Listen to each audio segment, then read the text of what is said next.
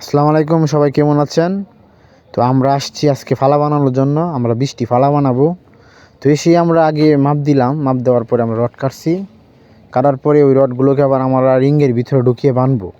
তো প্রতিটা পিলারের জন্য আমরা ৩টি করে রড দিতেছি ৮ মিলি। তো এই যে রডগুলো আমরা বেঁধে এক সাইড করে রাখতেছি। পরে ওখান থেকে আমরা এই পিলারগুলোকে নিয়ে ফ্রেমের ভিতরে ঢুকিয়ে পরে আমরা ঢালাই দিব।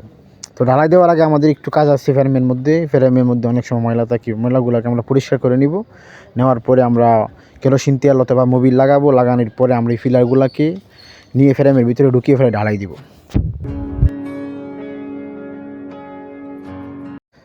তো আপনারা আমাদের সাথে থেকে ভিডিওগুলো দেখতে থাকেন। সম্পূর্ণ ভিডিও আমরা দিতে পারিনি। আমরা কাজে লাগছিলাম প্রায় 11টার দিকে, যার কারণে আমরা সময় স্বল্পতার কারণে পুরো ভিডিওটি করতে পারিনি। আমাদের কাজ শেষ করতে করতে রাত হয়ে যায়।